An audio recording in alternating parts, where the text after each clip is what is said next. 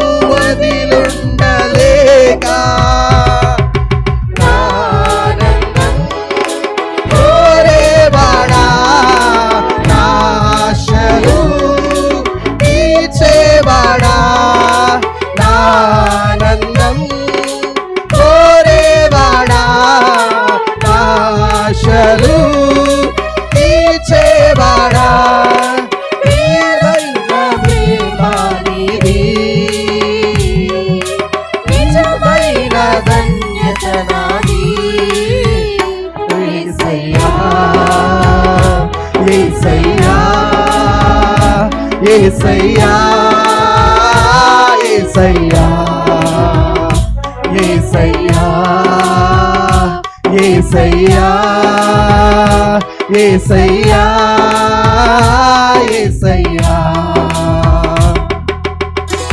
మేలు చేయక నీవు ఉండలేవయ్యా ఆరాధించక నేను ఉండలేనయ్యా మేలు చేయక నీవు ఉండలేవయ్యా ఆరాధించక నేను ఉండలేనయ్యా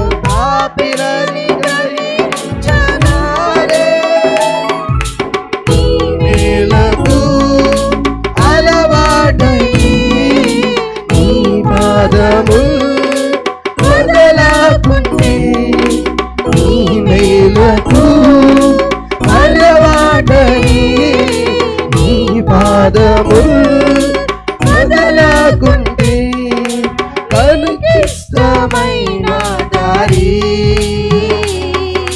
కనుగొంటి నీతో చేరి యేసయ్యా యేసయ్యా యేసయ్యా యేసయ్యా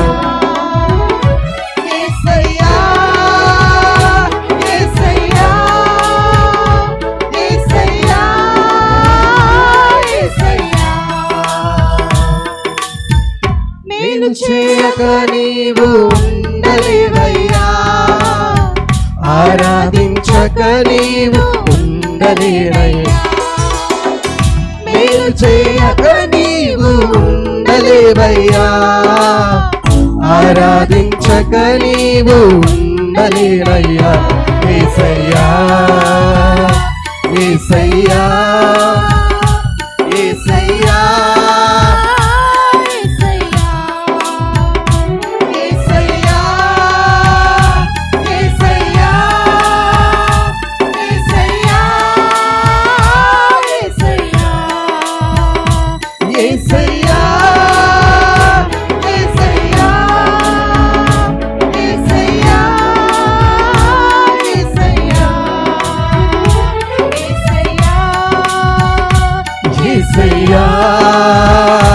యేసయ్యా యేసయ్యా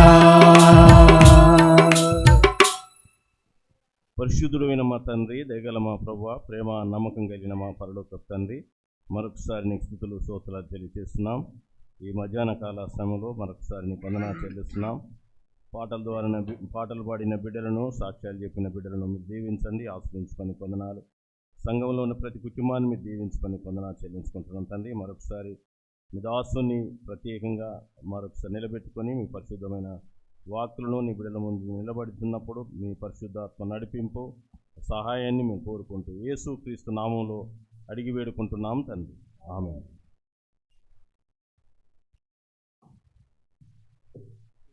వందనాలు. దేవుడు మనకి నీకెన్ని ఇచ్చాడు. దేవుడు ఆయనకి కాళ్ళు లేవు, చేతులు లేవు, అయినా సరే కాళ్ళు లేవు చేతులు లేవు అని ఆయన ఎప్పుడు కూడా నిరీక్షణ కోల్పోయి నా బతుకు ఎట్లా అయిపోయిందని చెప్పేసి ఎన్నడూ కూడా ఆయన తనకున్నటువంటి అంగవైకల్యం చూసి ఆయన నిరసించిపోతూ లేకపోతే దాన్నే ఊహించుకుంటూ కుంగిపోలేదు. తనకు చేతులు లేవు, కాళ్ళు లేవు, కానీ తన వ్యాపారం స్టార్ట్ చేసింది. తనకున్నటువంటి చిన్న చిన్న కాళ్ళతోటి నడుచుకుంటూ ఒక చిన్న బండి తయారు చేస్తున్నాడు. దాంట్లో దాని వెనకాల చిన్న తొట్టులో కొన్ని వస్తువులు పెట్టుకొని ఊరంతా అమ్ముకుంటూ వెళ్తున్నాడు. అది ఓపిక లేకపోయినా ఒక చేతి తోసుకుంటూ వెళ్తున్నాడు. అది బ్యాటరీ బండి కాదు, ఆయనే చేతితో తోసుకోవాలి. తనకి ఇవ్వడానికి చేతులు లేవు, కానీ ఒక నోరు మాత్రమే ఉంది. ఆయనతో పోల్చుకుంటే దేవుడు నీకు ఎన్ని ఇచ్చాడు? అసలు నీకు ఆయన పొంతనుందా? చెప్పండి, నీకు ఆయనకి ఏమన్నా పొంతనుందా? అసలు ఎన్ని రెట్లు నువ్వు గొప్పతాను, ఎన్ని రెట్లు నువ్వు గొప్పవాడు. డియర్ సిస్టర్స్ అండ్ బ్రదర్స్, నిత్యం నడిపించే నాయకుడు మనతో ఉంటే మన జీవితంలో ఎటువంటి అంగవైకల్యం ఉన్నా సరే, ఎటువంటి అవరోధాలు ఉన్నా సరే, ఎటువంటి ప్రతికూల పరిస్థితులు ఉన్నా సరే మనం సునాయాసంగా గమ్యానికి చేరుకోగలుగుతాం. చాలామంది నాకేముంది ఇంకా నా బతుకు ఇదేలే అనేటువంటి ఉద్దేశంతో జీవితాన్ని ఎలదీస్తున్నారు. కానీ దేవుడు ఏమి ఇచ్చాడో ఒకసారి మీరు ఎన్నడూ కూడా మనం చూసుకోవట్లేదు. మన జీవితంలో దేవుడు మనకి ఎన్ని ఇచ్చాడో దేవుడు తనకి ఎన్ని ఇవ్వలేదు, కానీ దేవుడి మీద ఎన్నడూ ఆయన కోపడలా, అది అసహించుకోలేదు. ఆయన కాళ్ళు లేకపోతే చేతులు లేకపోవచ్చాము, కానీ ఆయన ఎంత స్ట్రాంగ్ ఉన్నాడు చూడు. వ్యాపారం చేస్తూ కూడా ఆయన నవ్వుతూ తన సరుకులన్నీ అమ్మేశాడు. చేతులు సహకరించిపోయినా, కాళ్ళు సహకరించకపోయినా ఆయన నోటితోటి, పళ్ళతోటి, ఆ చిన్న చిన్న కొంచెం బుడుపులాగా ఉన్నటువంటి ఆ మొండి చేయకుండా దాంతో ఆయన ఎంత పని నడిపిస్తున్నాడో మీరు ఆలోచించండి. ఆ హైవేలో ఎంతో స్పీడ్గా బండి తోసుకుంటూ మనుషుల దగ్గరికి వెళ్ళి చేస్తాడు. నా ప్రియమైనటువంటి దేవుని బిడ్డలారా, నిత్యము నడిపించే నీ దేవుడి పట్ల నువ్వు ఎంతవరకు నమ్మకం కలిగి జీవిస్తున్నావు? విశ్వాసంతో కొనసాగించే జీవితాలు చాలా తక్కువైపోతున్నాయి ఈ రోజుల్లో. దేవుడు ఇచ్చినవి ఏవి కూడా మనం ఆలోచించట్లేదు. ఏమున్నా సరే మన కళ్ళ ముందు మనకి ఇతరులతో పోల్చుకొని లేని వాటితో బాధపడుకుంటూ మన జీవితంలో చాలా సమయము చాలా జీవితము అసంతృప్తికరమైన జీవితంతోనే కొనసాగిస్తున్నాం. కాదంటారా లేదో మీరందరూ ఆలోచించాలని ఆశపడుతున్నాను. దేవుని యొక్క వాక్యానికి వెళ్దాం. ఈరోజు నిత్యం నడిపించే నీ దేవుడి గురించి నువ్వు సంపూర్ణమైనటువంటి విశ్వాసంతో ముందుకు సాగాలని నేను ఆశపడుతున్నాను. మన దేవుడు మన ఊరికే పుట్టించలా, మన ప్రభు మన ఊరికి నడిపించి ఊరికి ఈ లోకంలో మనకు ఆయుష్నివ్వలేదు. మనం దేని గురించి కూడా అధైర్యపడకూడదని నేను ఆశపడుతున్నాను. లేని వాటి గురించి అసలు మనం ఆలోచించవద్దు. బట్ నీకున్నవి ఏంటి నువ్వు లిస్ట్ చేయాలి. నీకు చేతులు ఉండయి, కాళ్ళు ఉండయి, ఆరోగ్యం ఉంది, ఆలోచించే శక్తి ఉంది. కానీ నీకు ఆయనకి లేకపోతే మనకి ఆయనకు ఉన్నటువంటి వ్యత్యాసం ఏంటంటే ఆయనకి గొప్ప విశ్వాసం ఉంది, గొప్ప ధైర్యం ఉంది, ఇంకేమీ లేవు. కానీ మనకి విశ్వాసం ధైర్యం తప్ప అన్నీ ఉండే మనకు. కానీ మనం దాన్ని అనుకూలంలోకి చేసుకోలేకపోతున్నాం. నా ప్రియమైనటువంటి దేవుని బిడ్డారా, బైబిల్ గ్రంథంలో హెబ్రీయులకు రాసిన పత్రిక 12వ అధ్యాయము 2వ వచనం చూద్దాం. హెబ్రీయులకు రాసిన పత్రిక 12వ అధ్యాయం 2వ వచనాన్ని ఒకసారి అందరూ చూడాలని నేను ఆశపడుతున్నాను. వ్యతిరేకతలు లేదా మనకు వచ్చేటువంటి సవాళ్ళను చూసి మనం ఎన్నడూ కూడా అధైర్యపడిపోయి మన జీవితాన్ని ముందుకు సాగించుకోకుండా ఎప్పుడు అధైర్యపడొద్దని నేను ఆశపడుతున్నాను. మనలను ఆవరించినందున మనము కూడా ప్రతి భారమును సులువుగా చిక్కుల పెట్టు పాపము విడిచిపెట్టి విశ్వాసమునకు కర్తయు దాన్ని కొనసాగించువాడనైన యేసు వైపు చూచుచు మన ఎదుట ఉంచబడిన పందెములో ఓపికతో పరిగెత్తుదము. ఆయన తన ఎదుట ఉంచబడిన ఆనందము కొరకై అవమానమును నిర్లక్ష్యపెట్టి సిలువను సహించి దేవుని సింహాసనం యొక్క కుడిపార్శ్వమున ఆసీనుడై ఉన్నాడు. మీరు అలసట పడకయు మీ ప్రాణములో విసుకకయు ఉండునట్లు పాపాత్ములు తనకు వ్యతిరేకముగా చేసిన తిరస్కారము అంతయు ఓర్చుకొనిన ఆయనను తలంచుకొనిడి. దేవుడు ఈ మాట ఎంత గొప్పదో చూడండి పిల్లలు. కొనసాగించువాడునైన యేసు వైపు చూచు మన ఎదుట ఉంచబడిన పరుగు పందెంలో మనం ఓపికతోటి పరిగెత్తాలి. నేను ఈరోజు ఒక ఇద్దరు దేవుని బిడ్డల్ని మీకు ముందుకు ఉంచి నేను మీకు ఎంకరేజ్ చేయాలని ఆశపడుతున్నాను. జీవితం ఎప్పుడు కూడా మనం అనుకున్నంత సాఫీగా నడవదు. ఎన్నో ఛాలెంజెస్ ఎదురవుతాయి, ఎన్నో కష్టాలు ఎదురవుతాయి. అబ్రహాం లింకన్ మీ అందరూ తెలుసు కదా, ఆయన అమెరికా అధ్యక్షుడు. ఆయన అమెరికా అధ్యక్షుడు అయ్యాడు ఎట్ ది ఏజ్ ఆఫ్ 65. ఆయన ఒక పేదోడు కుటుంబం, ఒక చెప్పులు కుట్టుకునేవాడి యొక్క కొడుకు. ఓ రోజు ఆయన అమెరికా అధ్యక్షుడు అయిన తర్వాత ఆయన ప్రసంగం చేస్తున్నాడు. ప్రసంగం చేస్తే ఈలోపు ఒక తెల్ల ఆయన ఒక పెద్ద ద్వారా ఒక కోటేశ్వరుడు లేచి ఒక చెప్పు తీసి చూపించాడు, బూట్. అది కూడా ఒక ఎడంకాలు చెప్పు తీసి చూపించాడు. ఆ ఎడంకాలు బూట్ తీసి, అబ్రహాం లింకన్ ఈ బూట్ ఏంటి తెలుసా? మీ నాన్న కుట్టిన బూట్. ఏంటిది? మీ నాన్న కుట్టినటువంటి బూట్ ఇది. అబ్రహాం లింకన్ ఏమని తెలుసా? మీ నాన్న కుట్టిన బూట్. అందరు చెప్తూ ఈ బూట్లు కుట్టేవాడు కొడుకు ప్రసంగం చేస్తుంటే మనం వినాల్సి వస్తుంది. ఎంత నీచమైన జీవితం అందా అన్నాడు. అబ్రహాం లింకన్ ఏం చేయాలి? దేశానికి అధ్యక్షుడు. ఒక్కసారి కనుక సీటుకి వేస్తే వాడిని 5 నిమిషాలు సంపాదపడేస్తారు. అబ్రహాం లింకన్ ఆ రోజులో he was the president of US. And dear brothers and sisters, ఇక్కడ విషయాన్ని గమనించాలి. అబ్రహాం లింకన్ ఏమన్నా తెలుసా? మనందరికీ ఛాలెంజ్ అయినట్టు మాట అన్నాడు. Thank you very much sir. మా నాన్న బూట్లు కుట్టడాడు. ఈ సమయంలో, ఇంత సంతోషకరమైన సమయంలో మా నాన్న గుర్తు చేసినందుకు నేను ఎంత ధన్యుణ్ణి. మా నాన్న చెప్పులు కుట్టాడు కదా, మీ అందరి చెప్పులు, చాలామంది పెద్దవాళ్ళ చెప్పులు అందరూ మా నాన్నే కుట్టాడు. ఇప్పుడు నేనేం చేస్తాను తెలుసా? ఆ చెప్పులు ఒకవేళ మీరు వాడి లూజ్ అయిపోయి ఉంటాయేమో, ఆ చెప్పుల్ని నేనేం చేస్తాను? టైట్ చేసి దాన్ని రిపేర్ చేస్తానికి సిద్ధంగా ఉన్నాను. నేనేం చేస్తాను? రిపేర్ చేసి సిద్ధంగా ఉన్నాను. ఈ మాటకి పిల్లరా, ఆ కుండవాళ్ళు అందరూ మనసు కూడా ఒక్కసారిగా పేళ్ళు మళ్ళీ లెంపగా కొట్టినట్టు అయిపోయింది. సభంతా కూడా నిశ్శబ్దమైపోయింది. ఎంత నమ్రతతోటి, ఎంత వివేకంతో, ఎంత ఓపికతోటి, ఎంత ఇదిగా ఆయన సమాధానం చెప్పాడో ఆలోచించండి. అందువలన ఆయన చెప్పులు కుట్టేవాని కొడుకైనా సరే దేశానికి ప్రెసిడెంట్ అయినప్పుడు, ఛాలెంజెస్ ఎదురైనప్పుడు ఎంత సులువుగా, ఎంత సంతోషంగా దాన్ని ఆయన అధిగమించాడో మీరు ఆలోచించండి. చాలాసార్లు మనకు వ్యతిరేకమైనటువంటి పరిస్థితులు వస్తే దాన్ని వ్యతిరేకమైన విధానంలో తీసుకొని మన జీవితాన్ని మనమే పాడు చేసుకుంటాం. అబ్రహాం లింకన్ జీవితంలో ఆ ఘట్టము తన జీవితాన్ని ఉన్నతమైన స్థితికి తీసుకెళ్ళిపోయింది. కొన్ని పరిస్థితులు, వ్యతిరేక పరిస్థితులు మనకు వచ్చినప్పుడు ఆ వ్యతిరేక పరిస్థితుల్ని మన జీవితాన్ని ఎంత పైకి తీసుకెళ్తాయో మనకు తెలియదు. చాలా నాకు అన్ని కష్టాలు ఇస్తున్నాడు, నాలాంటి జీవితానికి ఎందుకు ఇది అని ఎన్నోసార్లు నిరసించిపోతూ ఉంటాం. ఈ రోజున పరిస్థితులు నీకు వ్యతిరేకమైనప్పుడు నువ్వు చేపలాగా ఎదురు తన్నాలి. జీవితంలో ముందుకు సాగాలని నేను ఆశపడుతున్నాను. విశ్వాసం, ఓపిక, శ్రమ ఎప్పుడు కోల్పోవద్దని ఆశపడుతున్నాను. చాలాసార్లు మనస్థైర్యం ఉంటే ఏదైనా ముందుకు సాగలుగుతాం. ఒకవేళ కనుక నీలో అసహనంతో జీవితాన్ని కొనసాగించాలంటే చాలా కష్టం. ఒక ఆమె తన భర్తను బహుగా ప్రేమించింది, పిచ్చి ప్రేమ. ఆమె చాలా అందంగా ఉంటుంది. ఆమె అనుకోని విధంగా ఆమెకు ఒక చర్మ వ్యాధి వచ్చింది. ముఖం స్లోగా గ్లో తగ్గిపోతుంది, ఎక్కడ పడినా మచ్చలు వచ్చేస్తుంది. ఆమె ఏమనుకుందంటే, నా భర్త నా అందాన్ని చూసి ఇంత బాగా ప్రేమించాడు, ఇప్పుడు నా అందం తగ్గిపోతే నా భర్త నా పట్ల అసలు నన్ను చూస్తాడో చూడడో, నన్ను పట్టించుకుంటాడో పట్టించుకోడు.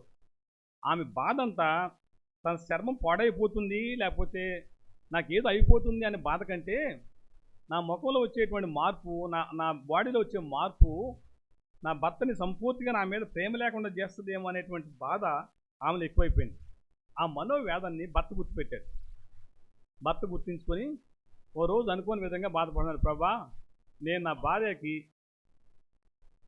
తన అందాన్ని చూసి నేను ప్రేమించలేదు, తన మనసును చూసి ప్రేమించానని ఎట్లా తెలియాలి ప్రభా అని ఎంతో బాధపడుతున్నాడు. ఏ విధంగా తెలియజేయాలి? ఏ డాక్టర్ దగ్గరికి వెళ్ళినా సరే ఆ చర్మ వ్యాధిని నయం చేసేటువంటి వాళ్ళు లేదు. ఓ రోజు అనుకోని విధంగా యాక్సిడెంట్ అయింది. ఆ యాక్సిడెంట్లో కళ్ళు పోయే పరిస్థితి వచ్చింది. ఆ కళ్ళు నిజంగానే పోయే పరిస్థితి వచ్చేసరికి డాక్టర్లు అందరూ, యాక్సిడెంట్లో భార్య అందరూ వచ్చేసారు, హాస్పిటల్కి వెళ్ళారు. డాక్టర్లు ఏమన్నారంటే, ఇన్ని కళ్ళు రావడం చాలా కష్టం, చాలా పెద్ద యాక్సిడెంట్ అయింది, ఇబ్బందికరంగా ఉందని చెప్పాడు. చెప్పేసి అందరూ లోపలికి వెళ్ళిపోయారు. డాక్టరు ఆయన ఉన్నాడు. ఆ డాక్టర్ చేతులు పూసుకొని ఆయన చేతులు పూసుకొని అడుగుతున్నాడు, సార్ నా కళ్ళు పోయిందని మీరు చెప్పాలి, నా కళ్ళు దయచేసి కనపడేటట్టుగా చేయొద్దు, నేను తర్వాత మీకు చెప్తాను, దయచేసి నా మనవి ఆలకించండి సార్, నేను ప్రాధేయపడి అడుగుతున్నా అని చెప్పాడు. పిల్లరా, ఈలోపు అందరూ వచ్చారు, వాళ్ళ భార్య వచ్చింది. భార్యకి చెప్పాడు, అమ్మ మీ యొక్క భర్త గారి కళ్ళు సంపూర్తిగా పోయింది. కానీ భార్య దృష్టిలో తన కళ్ళు కనపడినట్టే యాక్ట్ చేస్తున్నాడు. ఈ సహోదరి అందం రోజు రోజు క్షీణించిపోతుంది, పూర్తిగా చర్మం పూర్తిగా గ్లో పోయింది, అందవిహారంగా మారిపోయింది. ఆమె ఏమనుకుందంటే, నా శరీరం ఎంత అందహీనం అయిపోతే నేను ఎవరు చూపించుకోవాలి, నా భర్త కళ్ళు లేవు కదా, నా శరీరం ఉంటే ఎంత లేకపోతే ఎంత ఆఫ్టర్ ఆల్ అని చెప్పేసి చాలా సంతోషంగా ఉంది. ఎందుకు సంతోషంగా ఉందంటే, నా శరీరంలో ఎన్ని మచ్చలు వచ్చినా నన్ను చూసేది ఎవరు? నా భర్త. ఇప్పుడు నా భర్త చూడలే కదా, నా భర్త చూడలేదు కాబట్టి నాకు ఇంకేముంది కాను, శరీరం ఉంటే తీసుకొచ్చిన కాస్మోటిక్స్, ఆ క్రీములు అవన్నీ దూరంగా పడేసింది. చాలా హ్యాపీగా ఉంటుంది. మందులు బాబుతో పడేసింది. ఆ వచ్చేటువంటి మచ్చలు లేకపోతే చర్మం ఏదైతే ఉందో ఎంత ఇష్టం చేసుకొని, తనకు బాధ వస్తే, ఏదైనా నొప్పి వస్తే, ఏమైనా ఇదవుతే, దురద వస్తే ఏమైనా ట్యాబ్లెట్ వేస్తుంది, అంతేగా. చాలా హ్యాపీగా ఉంది. ఈయన కనబడుతున్నా, తన భార్య చర్మం అంతా పాడైపోతున్నా, భార్య మీద ఉన్నటువంటి ప్రేమతోటి పిల్లరా కళ్ళు లేకుండానే నటిస్తున్నాడు. అతనికి అన్నీ కనిపిస్తున్నాయి, అన్నీ చూస్తున్నాడు. కానీ భార్య దృష్టిలో, మనుషులు ఉన్నటువంటి లోకల దృష్టిలో ఏమాత్రం కూడా ఆయన కళ్ళు లేనట్టుగానే నటిస్తున్నాడు. కారణం ఏంటంటే, తన మనసులో తన భార్యను అంత బహుగా ప్రేమించాడు. ఆ ప్రేమ ఆ పరిస్థితులకు అనుగుణంగా తను నడిపిస్తూ ఉంది. ఈలోపు కొంతకాలానికి ఆ వ్యాధి ఎక్కువైపోయింది. భార్య అనుకోని విధంగా చనిపోయింది. ఇప్పుడు ఊరోళ్ళు అందరూ వచ్చి అడుగుతున్నారు, అయ్యా నీ భార్య చనిపోయింది, నువ్వు ఎట్లా బతుకుతావు? అప్పుడు చెప్పాడు, నా భార్య సంతోషం కోసం ఇంతకాలం నేను కళ్ళు లేనోడిగా నటించాను, నా కళ్ళు పోలేదు. నా భార్య సంతోషం కోసం పరిస్థితి ఎలాంటిదైనా సరే నా మనసు హృదయంలో అంత పెద్ద ప్రేమ ఉంది కాబట్టి నేను ముందుకు నడవగలిగాను. నా కళ్ళు కనిపిస్తున్నాయి, నేను హ్యాపీగా ఉండగలుగుతాను. కానీ నా భార్యని నాకు తృప్తి ఏంటంటే, చచ్చిపోయేంత వరకు ఆమె హృదయములో, ఆమె ముఖములో నేను ఎన్నడూ కూడా బాధ వేదన చూడలేదు. ఆమె సంతోషంగా జీవితాన్ని కొనసాగించేసింది. అదే నాకు తృప్తి అనిపించింది. నేను ఎందుకు ఈ మాట చెప్తానండి పిల్లరా, నీ జీవితంలో ఆశ ఉంటే, నీ జీవితంలో పట్టుదల ఉంటే, నీ జీవితంలో చేయాలనుకుంటే ఎలాంటి పరిస్థితినైనా సరే నువ్వు సునాయాసంగా నడిపించుకోగలుగుతావు. ఒకవేళ ఓపిక, సహనం తగ్గిపోయి ఎప్పుడు ఇతరులను చూసి పోల్చుకోవడం, వాళ్ళని చూసి పోల్చుకొని నువ్వు ఎప్పుడు నిరాశకు లోనైపోతే నీ జీవితంలో ఏది కూడా నీ కళ్ళతోటి విజయాన్ని చూడలేవు. చాలామంది నేను చూస్తున్నాను, వాళ్ళు విజయాన్ని చూడలేకపోతున్నారు. కారణం ఏంటి తెలుసా?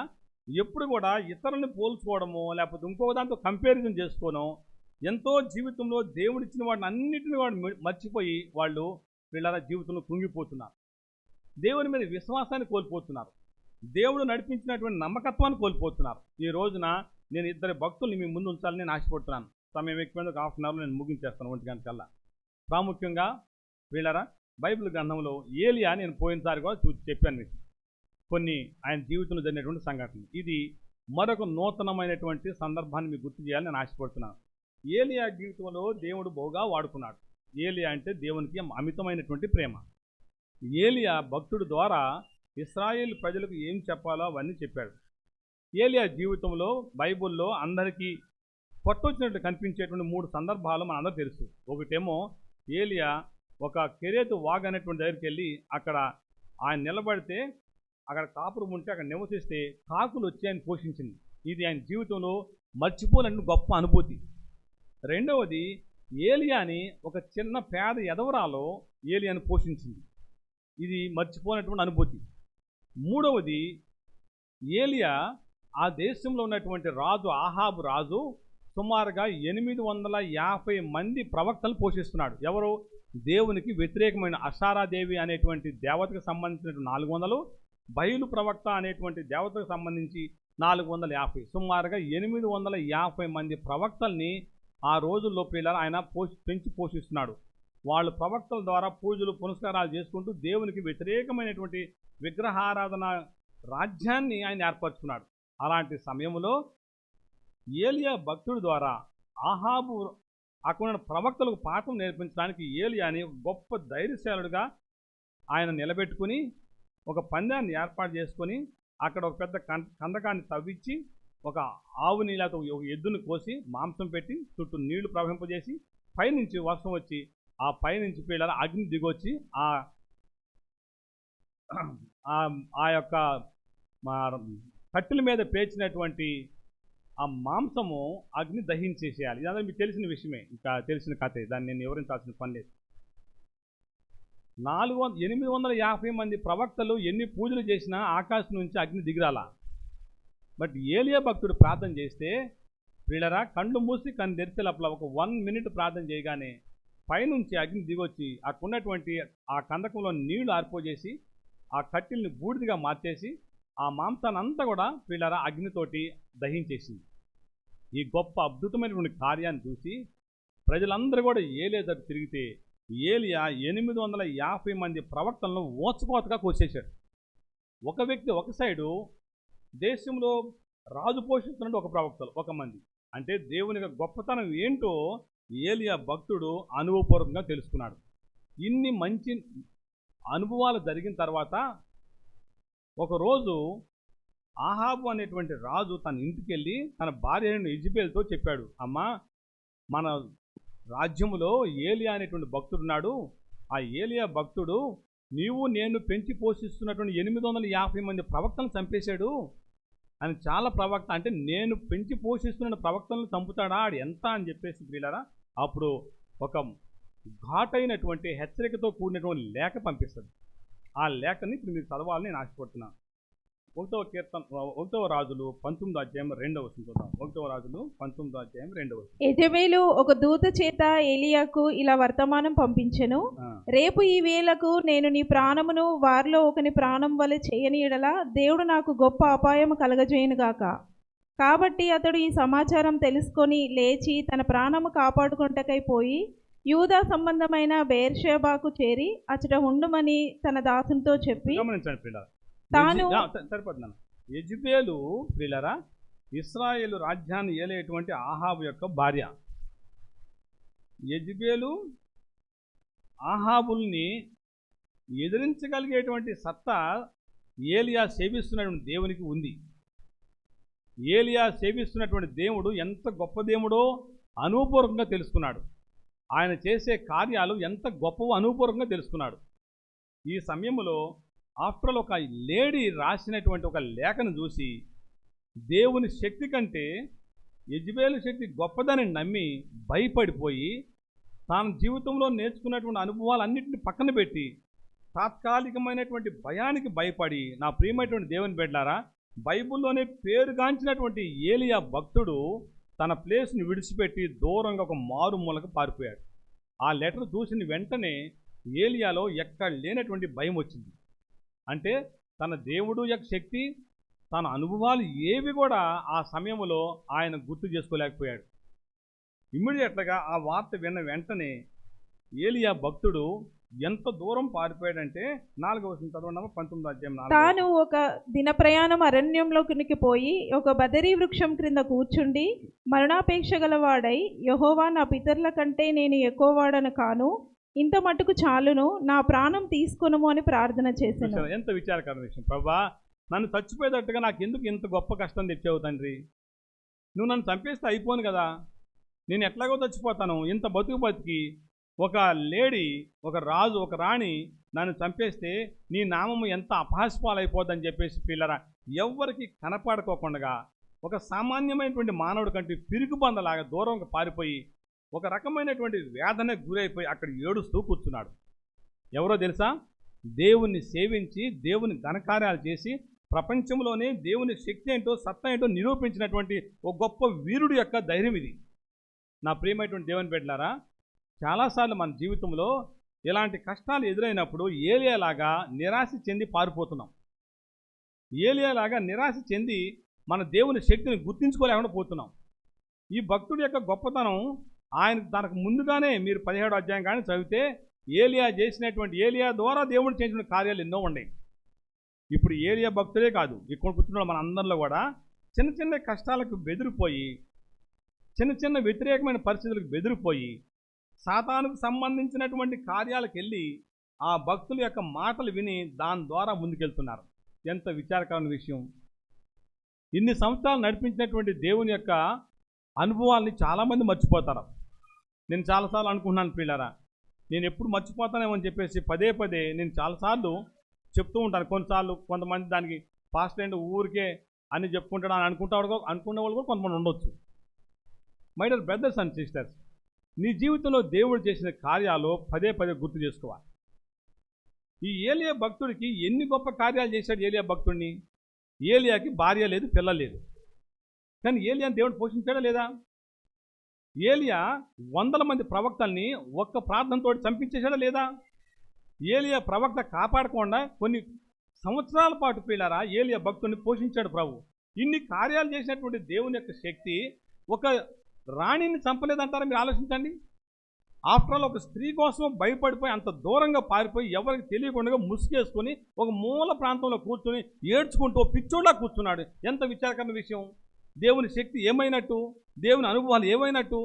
ఏలియా భక్తుడు గొప్ప దేవుడే, కానీ ఎంత అవిశ్వాసమైనటువంటి వ్యక్తిగా మారిపోయాడో మీరు చూడండి. నేను మీ అందరికీ మనం చేసుకుంటాను my dear brothers and sisters. కొన్ని చిన్న కార్యాలు వ్యతిరేకతలు వచ్చినప్పుడు, చిన్న పరిస్థితుల వ్యతిరేకతలు వచ్చినప్పుడు, చిన్న అడ్డంకులు వచ్చినప్పుడు నీ దేవుని శక్తిని చాలాసార్లు మర్చిపోతున్నావు. ఏలియాలాగా నీ దేవుడు చేసిన కార్యాలని వెంటనే మర్చిపోతున్నావు. ఈ స్టేజ్ వరకు తీసుకురావడానికి ఎవరు నీకు తోడ్పడింది? ఈ స్టేజ్ వరకు తీసుకురావడానికి ఎవరు తోడ్పడ్డారు పిల్లారా? చాలామంది గమనించండి. అసలు నువ్వు హైదరాబాద్ ఎట్లా వచ్చావు? కట్టు బట్టలతో వచ్చావు. ఈ రోజు నీకు ఎంతమంది? నీ భార్య, పిల్లలు, ఇండ్లు, కార్లు ఎన్ని ఎక్కడ వచ్చినాయి? కానీ ఇన్ని అనుభవాలు ఉన్నప్పటికీ కూడా ఒక చిన్న వ్యతిరేకత రాగానే దేవుడి మీద అనుమానంతో దేవుని యొక్క ఆలయాన్ని విడిచిపెట్టి పనికిమాలినటువంటి శకునాలకు వెళ్ళి, పనికిమాల వాళ్ళ దగ్గరికి వెళ్ళి పిల్లరా ఎందుకో ప్రతిరోజు గడిచినటువంటి సంవత్సరం నుంచి అన్ని వ్యతిరేకతలు వస్తున్నాయండి. ఏది చూసినా కూడా మొత్తం తాడు కూడా పాము అయిపోతుందండి. ఏం చేయాలి? ఆడో నల్ల తాడిస్తాడు, నువ్వు వెళ్ళి మొల కట్టుకో, లేదా నువ్వు తాలు కట్టుకో, లేదా నీ శరీరంలో పలానా ప్లేస్లో కట్టుకో. ఇలాంటి పనికిమాలినటువంటి ఆలోచనలన్నీ తీసుకొచ్చి దేవుని శాపాన్ని ఎంతమంది పిల్లరా ఇళ్లలో కొని తెచ్చిపెట్టుకుంటున్నారో. My dear brothers and sisters, నేను మీ అందరికీ మనం చేసుకుంటాను. పరిస్థితులు నువ్వు అనుకున్నట్టుగా అప్పుడు అనుకూలంగా ఉంటాయా? అసలే 850 మంది ప్రవక్తలు వ్యతిరేకమయ్యి వాళ్ళు ఏది చెప్తే ఆ కార్యం చేసేటువంటి దేవునికి వ్యతిరేకమైనటువంటి వాళ్ళనే ఒక్క చిన్న ప్రార్థనతోటే పిల్లరా అందరిని చంపించేసిన శక్తి తను సేవిస్తున్నటువంటి దేవుడికి ఉంటే ఈ రోజున ఒక రాణి పిల్లరా కొంతకాలం ఉండిపోయేటువంటి ఒక పనికిమాలినటువంటి రాణి పంపించినటువంటి ఒక హెచ్చరిక లెటర్ని చూసి భయపడిపోయి ఓ పిరిగిబందలాగా పిల్లరా ఏలియా భక్తుడు ఓ చాటుమూలకి వెళ్ళిపోయి ముసుగేసుకుని ఏడ్చుకుంటూ ఒక వేదనతోటి బాధకు గురైపోయాడు. ఈ రోజు మీరు కూడా ఆ విధంగా గురైపోతున్నారా? ఒకవేళ ఈరోజు మీరు కూడా ఆ విధమైన సమస్యలకు గురైపోతున్నారా? జాగ్రత్త సుమా. నిన్ను ఇంతకాలం ఎవరు నడిపించారు? నీ ఆరోగ్యం నువ్వు కాపాడుకున్నావా? My dear brothers and sisters, నేను మీ అందరికీ మనవి చేసుకుంటాను, మన జీవితం శాశ్వతం కాదు. ఈ రోజుల్లో చాలామంది చూస్తుంటే నిన్న రాజేంద్ర ప్రసాద్ వాళ్ళ కూతురు పిల్లరా 38 సంవత్సరాలు. మీకు తెలిసింది కాబట్టి చెప్తున్నాను. యూజువల్గా తండ్రే ముందు చచ్చిపోవాలి పిల్లల కంటే, కానీ పిల్లల కంటే తండ్రి చచ్చిపోతే ఎట్లా అనిపిస్తుంది? అది ఘోరమైనటువంటి బాధ.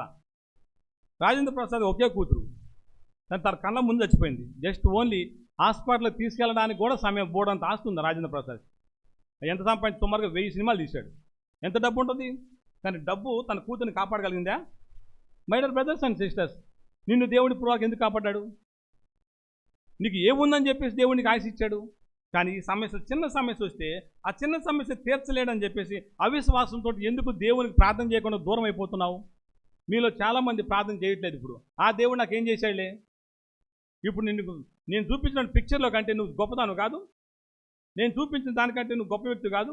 నా ప్రియమైనటువంటి దేవుని బిడ్డలారా, ఎప్పుడు కూడా పరిస్థితులకు భయపడి దూరంగా పారిపోవద్దని నేను ఆశపడుతున్నాను. ఓ సహోదరి తన భర్త చచ్చిపోయింది, మంచి యవన జీవితంలో.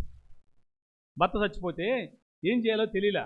చిన్నపిల్లలు, నేను చెప్పుకుంటున్నాను మీకు ఈసారి, చిన్నపిల్లలు అయితే ఆమె ఏం ఆధారపడుకోకుండా ఓ రోజున ఏడ్చుకుంటూ ఆ సముద్రపు ఒడ్డున కూర్చుని, ఈ వయసులో ఇంత వయసులో నా 2 చిన్నపిల్లలు వేసుకుని ఎట్లా బతకాలి? మా అత్త మా మామ నన్ను విడిచిపెట్టేశారు, నీ చావుకు నువ్వు చావు అని చెప్పేసి వెళ్ళిపోయారు, నీ వల్లే మా కొడుకు చచ్చిపోయాడు అని చెప్పేసి దూరంగా చేసేసారు.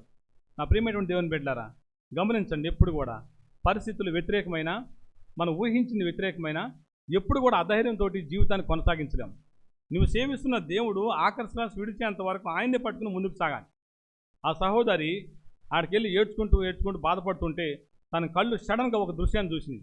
ఆ దృశ్యం ఏంటి తెలుసా? ఓ నడవలేక నడుస్తున్నటువంటి ఒక 70 సంవత్సరాల ముసలోడు ఒక చిన్న తట్ట ఎత్తుకొని దాంట్లో 7 శనకలని అమ్ముతున్నాడు.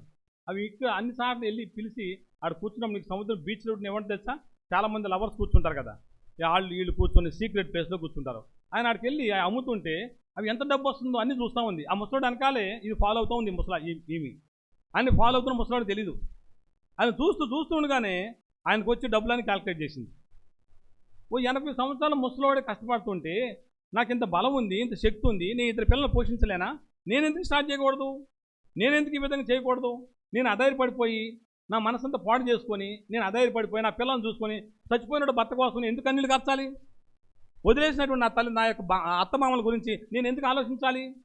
నాకు ఎందుకు ఈ లైఫ్ అని చెప్పింది, ఫుల్ స్టాప్ పెట్టింది, న్యూ లైఫ్ స్టార్ట్ చేసింది. ఆమె ఏం చేసింది తెలుసా? వీళ్ళు ఓదార్చడానికి వచ్చినటువంటి 1000 రూపాయలు దాచుకుంది. ఆ 1000 రూపాయలతోటి ఆమె కూడా వెళ్ళిపోయి పిల్లరా 7 జనకాలు కొనుక్కుంది. 7 జనకాలు స్టార్ట్ చేసింది. అవి ఏమి కూడా సిగ్గుపడుకోకుండా అందరిలాగా తట్టెత్తుకొని అందరి ముందు స్టార్ట్ చేసింది. డియర్ బ్రదర్స్ అండ్ సిస్టర్స్, 2 ఇయర్స్లోనే పెద్ద హోటల్ స్టార్ట్ చేసింది. తన జీవితంలోనే ఎప్పుడు కూడా అడుక్కోవాల్సిన అనుకున్న బతుకులో పిల్లరా ఆమె ఒక 10 మందిని పోషించగలిగే స్థితికి వచ్చింది. తన హోటల్లో పనిచేసేటువంటి వాళ్ళు ఎంతోమంది ఉన్నారు. నేను ఎందుకు స్పెషల్గా మనం చేసుకుంటున్నానంటే, మన పరిస్థితులు ఏదున్నా సరే పరిస్థితులు నిన్ను భయపెట్టే ఉండకూడదు, కానీ నిన్ను చూసి పరిస్థితులు పరిగెత్తుకుని వెళ్ళిపోవాలని నేను మనం చేసుకుంటున్నాను. ఏలియా భక్తుడికి ఎంత ధైర్యంగా పరిస్థితిని ఎదుర్కోవాలి? అయినప్పుడు కూడా పిరికి బందలాగా భయపడేటువంటి ఒక ఆడంలాగా ఆయన పారిపోయి దూరంగా వెళ్ళిపోయి ముసుగేసుకున్నాడు, కూర్చొని ఏడ్చుకుంటూ కూర్చుంటాడు. ప్రభా, నేను ఎవరు కనపడబెట్టి నన్ను చంపేసాయి. ఒకవేళ నీ సేవకుడు కనుక ఒక స్త్రీ చేతిలో చచ్చిపోయాడు అని కనుక ఈ వార్త అందరికి తెలిస్తే మీ నామం ఎక్కడ బాధపడదో ప్రభా, దయచేసి నన్ను ఎందుకు ఇంత పెద్ద కష్టంలో పెట్టావు ప్రభా అని యెజబెలుకు భయపడి ఏడ్చుకుంటూ మూలన ముసుగేసుకుని కూర్చున్నటువంటి దేవుని సేవకుడు ఏలియా. ఎంత విచారకరమైన విషయం. నా ప్రియమైనటువంటి దేవుని బిడ్డలారా, నీవు కూడా ఒకవేళ చిన్న చిన్న విషయాలకి ఏడ్చుకుంటూ దేవుని మీద అలిగి పనికిమాలినటువంటి వాడి దగ్గరికి వెళ్ళి నువ్వు అడుగుతున్నావేమో. జాగ్రత్త సుమా. ఒక సహోదరి దేవుడిని నమ్ముకున్నట్టు ఆమె ఎక్కువగా ఈ రోమన్ క్యాథలిక్స్లో నీకు అదైపోతుంది, నీకు ఇదైపోతుంది అని ఎక్కువ మంది చెప్తున్నటువంటి వాళ్ళు ఈ మధ్య ఎక్కువైపోయారు. మీరు గమనించండి, చాలా జాగ్రత్తగా ఉండాలి మన జీవితం. ఎవరొచ్చి నీ ఇంటికి వచ్చి ఏం చెప్తారో, అక్క ఎందుకో నీ ఇంట్లో ఏదో కనిపిస్తుంది, అక్క నల్లటిది ఏదో కనిపిస్తుంది, అది పోవాలంటే కనుక నీ కోడల్లోనే పట్టినట్టుంది. ఎందుకో నీ కోడల వాళ్ళు ఎన్ని ఆమె వచ్చినప్పుడల్లా నాకు అనిపిస్తుంది. లేకపోతే మీ అత్త ఏ విధంగా సాతానుడు మన ఇంట్లో ప్రవేశిస్తాడో, దేవుణ్ణి ప్రార్థన చేసి దేవుని చిత్తాన్ని తెలుసుకొని ముందుకు నడిచే నీ కుటుంబంలో ఏదో ఒక పనికిమాలలో చెప్పేటువంటి శకినాలను చూసి ఈ రోజున సత్యమైనటువంటి వాక్యాన్ని విడిచిపెట్టి అబద్ధాలు ప్రబోధించేటువంటి అబద్ధపు మనుషుల యొక్క మాటలకి ఎంతమంది అట్రాక్ట్ అయిపోతున్నారో ప్రియులరా. నిన్ను ప్రేమించే దేవుడు నీకు చెప్పకుండా ఇంకోళ్ళు చెప్తాడా? ఒకవేళ నా పాపాలు నీకెందుకు చూపిస్తాడు చెప్పండి? నా పాపాలు నీకు చూపిస్తే ప్రియులరా ఈరోజు ఈ విధంగా ఉండగలుగుతామా? ఆమెకంట వాళ్ళ కోడలు చేసే పాపమంతా కనపడిందంట, వాళ్ళు అల్లుడు చేసే పాపమంతా కనపడిందంట. ఎంత విచారకరమైన విషయం పిల్లరా. లేదా ఆయన చేసే పాపమంతా కనపడిందంట. జాగ్రత్త సుమా, నీ జీవితంలో సత్యమైన వాక్యం మీద ఆధారపడి నీ జీవితాన్ని కొనసాగించాలి. కానీ పనికి మాలోళ్ళు చెప్పేటువంటి మాటలన్నీ విని నీ జీవితంలో లేనిపోయినటువంటి దరిద్రాన్ని తీసుకొచ్చి పెట్టుకొని దేవుని మీద ఉన్నటువంటి విశ్వాసాన్ని కోల్పోవద్దని నేను మీ అందరికీ మనం చేసుకుంటున్నాను. పిల్లల పరిస్థితులు వేరైపోయినాయి. మనం వాక్యాన్ని నమ్మడానికి కూడా లేనటువంటి పరిస్థితులు ఎక్కువైపోయినాయి. ఎవరు దేవుని యొక్క రూపాన్ని కప్పుకొని మారువేషంలో వచ్చి మనల్ని మోసం చేస్తారో తెలియట్లేదు. మన పరిస్థితిని వాళ్ళు ఎన్కాజ్ చేసుకుంటారో తెలియట్లేదు. నా ప్రియమైనటువంటి దేవుని బిడ్డలారా, నీకు ఇప్పుడు ఎన్ని సంవత్సరాలు నాకు తెలియదు. 50, 30, 40, 70, 60 తెలియదు. కానీ 60 సంవత్సరాలు జీవితం జీవించావు కదా, ఇంత జీవితాన్ని జీవించావు కదా. ఇంత జీవితం వరకు జీవించడానికి నిన్ను ఎవరు నడిపించారు? నిన్ను ఇంతకాలం నడిపించినటువంటి దేవుని అనుభవాలు ఎందుకు మర్చిపోతున్నావు? తాత్కాలికంగా వచ్చేటువంటి కష్టాలు, తాత్కాలికంగా ఉండేటువంటి కష్టాలు, ఈ కష్టాలు ఎంతకాలం ఉంటే చెప్పండి ప్రియులారా. ఏలియా భక్తుడికి మళ్ళా దేవుడు చివాట్లు పెట్టి నువ్వేం చేస్తున్నావు ఇక్కడ? నన్ను ఎందుకు మర్చిపోయావురా నువ్వు ఏలియా? ఎందుకు నువ్వు ఈ విధంగా అయిపోయావు అని చెప్పేసి పిల్లలు ఏలియాకు బుద్ధి చెప్పి మరలా 40 దినాల ప్రయాణం చేయగలిగేటువంటి ప్రయాణాన్ని ఇచ్చి గొప్ప బాధ్యతను గొప్ప పనిని కల్పించి ఆ యొక్క బాధ నుంచి ఆయన ఆ యెజబెల్ని మర్చిపోయి మళ్ళా దేవునిలో కొనసాగించని దేవుని చెంపగా దెబ్బకొట్టి పంపించాడు. నా ప్రియమైనటువంటి దేవుని బిడ్డలారా, నేను మీ అందరికీ మనం చేసుకుంటున్నాను. నువ్వు దేని గురించి భయపడిపోతున్నావు? నీ అనుభవాలు మర్చిపోయావా? దేవుడు నీకు ఎన్ని అనుభవాలు చేశాడు? నీకు ఎన్ని గొప్ప కార్యాలు చేశాడు? ఏదో శాశ్వతంగా మనం అనుకున్న విధంగా పిల్లలు ఈ లోకంలో ఎప్పుడో ఒక రోజున మనం ప్రాణం పోవాలి. మన ప్రాణం పోయే ముందు మనకు ఎన్నో కష్టాలు ఎదురవుతాయి, ఎన్నో బాధలు ఎదురవుతాయి. ఎప్పుడు కూడా నీళ్లు ప్రశాంతంగా ఉండదు, ఎప్పుడు కూడా రోడ్డు మంచిగా ఉండదు, ఎప్పుడు కూడా గతుకుల రోడ్లకు వెళ్ళాలి. కొంతకాలం అయిపోయిన తర్వాత మంచి రోడ్డు వస్తుంది. జ్వరం ఎప్పుడు మనతోటి ఉండదు, బంధువులు ఎప్పుడు మనతోటి ఉండరు, కష్టాలు ఎప్పుడు మనతోటి ఉండవు. అవి కష్టాలు వస్తాయి పోతాయి, వ్యాధులు వస్తాయి పోతాయి, ఆర్థిక ఇబ్బందులు వస్తాయి పోతాయి. కానీ దేన్ని చూసి కూడా శాశ్వతం అనుకుంటే మన మనుగడ నడగడం, మన మనుగడ జరగడము అది సాధ్యమైనటువంటి పని కాదు. నా ప్రియమైనటువంటి దేవుని బిడ్డలారా, ఆత్మవిశ్వాసంతో కనుక నువ్వు ముందుకు సాగలిగితే, నిరీక్షణతో ముందుకు సాగలిగితే ఎన్ని గొప్ప కార్యాలు చూడగలుగుతామో, ఎన్ని గొప్ప కార్యాలు చూడగలుగుతాము. ఒకవేళ నిరీక్షణ లేకుండా, ఓపిక లేకుండా ఎప్పుడు నీ కష్టాలనే పొందేటువంటి కొంతసార్లు నేను చూస్తూ ఉంటాను. కష్టాలు వచ్చినాయి, మరి ఏం చేస్తాం? కష్టాలనే నువ్వు తలపోసుకుంటాం అనుకోండి, నీ జీవితంలో ఆరోగ్యం ఉంటుందా? కొన్నిసార్లు నాకు అట్లా జరిగింది, నాకు ఇట్లా జరుగుతుంది. మరి జరగకపోతే ఏమో దేవుడు ఒకళ్ళు ఎలా చేసాడు నీ మీదకి. ఇప్పుడు ఆయన ఎందుకు పెట్టాడు దేవుడు చెప్పండి? ఒక ఆయన మీకు తెలుసు కదా, మీకు చేతులు లేనటువంటి వాడు 80 దేశాల్లో తిరిగి 80 దేశాల్లో ఆయన ప్రసంగం చేస్తున్నాడు. ఆయన ఏం పేరుమా? నీకు ఆయన పేరు ఏది ఉంది? ఆయన ఎంతో గొప్పవాడు అవ్వగలిగాడు. చేతులు లేవు, నాకు కాళ్ళు లేవు అని చెప్పి అనుకుంటే అయిపోద్దా? ఆయన ఒక అమ్మాయి ప్రేమించింది, ఆయన పెళ్లి చేసుకున్నాడు, ఆయనకి పెద్ద కార్లు, ఆయన BMW కార్లు, ఆయన ఫ్లైట్కి వెళ్ళడానికి ఎంత గొప్పవాడు అవ్వగలిగాడు. ఒకవేళ చేతులు ఉంటే ఆయనకి అంత గొప్ప అవునా? కాళ్ళు ఉంటే అంత గొప్పవాడు అవునా? My dear brothers and sisters, కొన్ని కష్టాలు మనకు తెలియకుండానే కొత్త అనుభూతిని నేర్పించడానికి వస్తున్నాయేమేమో తెలియదు మనకి. ఒకవేళ కొన్ని పరిస్థితులు నువ్వు ఎక్కువగా ప్రార్థన చేయడానికి దేవుడు అనుమతిస్తున్నాడేమో. ప్రతిదాన్ని కూడా నువ్వు పాజిటివ్గా తీసుకోవాలి చెప్పి, కానీ ప్రతిదాన్ని నెగిటివ్గా తీసుకుని అమ్మో నాకు ఏదో అయిపోతుంది, నీకెందుకు అనుమానం వస్తుంది? నువ్వెందుకు దేవుని యొక్క విశ్వాసం మీద పోతున్నావు? కొన్నిసార్లు బాగా గుర్తుపెట్టుకోవాలి నా my dear brothers and sisters, నీ లోపాలు ఎత్తి చూపించేటువంటి వాళ్ళని నీ ఇంటికి రానివ్వద్దు. నీ లోపాలను కనుక అరే నువ్వు ఇట్లా అయిపోతున్నావు, నువ్వు అట్లా అయిపోతున్నావు అనేటువంటి వాళ్ళని దయచేసి నీ పక్కన కూడా ఉండొచ్చని ఆశపడుతున్నాను. ఒకవేళ కనుక సిస్టర్ మీరు చాలా బాగుంటారు, బ్రదర్ మీరు మంచిగా చేస్తున్నారు అని ఎవరైతే ఎంకరేజ్ చేస్తారో వాళ్ళని మీ ఇంటికి ఆహ్వానించండి. పనికి మాలినటువంటి వాళ్ళని ఆహ్వానించి, కొన్నిసార్లు కొంతమంది నేను చూస్తూ ఉంటాను, ఇంటికి రాగానే లోపాలు ఏవో చూస్తారు, ఆ లోపాలు మాత్రం ఆమెకు చెప్పేసి ఆమెను బాధ పెట్టి వెళ్ళిపోతారు. బ్రదర్ సిస్టర్, నేను నిన్ను ఇట్లా అంటా ఉంటే నాకు ఎంత బాధ వచ్చిందో, నీకు అవసరం ఆ బాధ? ఆమె నీ రక్త సంబంధా? నువ్వు ఇంటికి వచ్చిన మామూలుగా ఉండి వెళ్ళవచ్చు కదా. నిన్ను అంటా ఉంటే నాకు అసలు చెర్రెత్తిపోయింది, నాకు నేను ఎంత ఇదైపోయానో అవసరమా? సిస్టర్స్ బ్రదర్స్, అవన్నీ కూడా ఎత్తి ఒకళ్ళని బాధ పెట్టేటువంటి పరిస్థితులు చూసి ఇక ఈమెం చేస్తుందంటే దేవుని గురించి మర్చిపోతుంది, నన్ను అట్లా అంటే రివెంజ్ ఏంటో నేను చూసుకుంటాను. ఆమె ఇన్లా పాపం, ఇది ఇస్ రూమర్స్. ఇక దాంట్లో స్టార్ట్ అవుద్ది. My dear brothers and sisters, నేను ప్రత్యేకంగా అందరికీ మనం చేసుకున్నాను. నీ లోపాలు ఏంటో వాటిని సమాధి చేయాలి, నీ అడ్డంకులు ఏంటో వాటిని సమాధి చేయాలి. నీకున్నవేవి దేవుడు మనకి ఇచ్చినటువంటి వాటిని మనం లెక్కేసుకుని దీంతోటే మనకి వెళ్ళాలి. నేను ఇంకో ప్రత్యేకంగా మనం చేసుకుంటాను. నాకు లేనిది నాకు రాదు పిల్లరా, నాకు లేనిది నాకు రాదు. నాకు ఏదైతే ఉందో దాంతో నేను ఎట్లా ముందుకెళ్ళాలి అనేది ఆలోచించే విధానంగా ఉండాలి తప్ప కానీ కష్టం వచ్చినప్పుడు ఆ కష్టాన్ని తలుసుకొని దేవుని మీద అలిగి దేవుని విశ్వాసంలో బలహీనమైపోయి ముందుకెళ్తే మన జీవితంలో ఏమి సాధించగలుగుతాం, మనం ఏ విధంగా ముందుకెళ్ళగలుగుతాం? జీవితం అది నడవాల్సిందే కదా. ఎంత సాకులు చేసుకున్నా, ఎంత నిట్టూర్పులు ఇచ్చినా, ఎంత బాధ పెట్టినా నీ బాధను తొలగించేటువంటి వాళ్ళు అయితే ఎవరూ లేరు. కానీ పదే పదే గుర్తు చేసుకొని పదే పదే కష్టాలను చేసుకొని ఏడ్చుకుంటే ఆరోగ్యం పాడైపోతుంది, సమయం పాడైపోతుంది, నీ మీద ఆధారపడినటువంటి వాళ్ళు పాడైపోతారు. ఎంత నష్టాన్ని కొని తెచ్చిపెట్టుకోవటం ఆలోచించు. నా ప్రియమైన దేవుని బిడ్డలారా, రాత్రితో గత రాత్రి అయిపోయిన తర్వాత మళ్ళా ఆ రాత్రి గురించి ఆలోచించాల్సిన పని లేదు. నీకు ఒకవేళ చేతనైతే ఆ రాత్రి నీకు మంచి అనుభూతులు ఉంటే కనుక, నువ్వేదైనా సాధించింది ఉంటే కనుక దాన్ని నువ్వు తలపోసుకోవాలి తప్ప కానీ అయిపోయిన దాన్ని పిల్లరా మళ్ళీ తిరిగి తలపోసుకొని, నీకు నష్టం వచ్చిన దాన్ని తిరిగి తలపోసుకొని నీ జీవితాన్ని పాడు చేసుకోవద్దని నేను ఆశపడుతున్నాను. మంచివి ఏవి కూడా పిల్లరా మనం తలపోసుకోం. ఇంకొక వ్యక్తి నేను చూపించి ముందుకెళ్ళని ఆశపడుతున్నాను.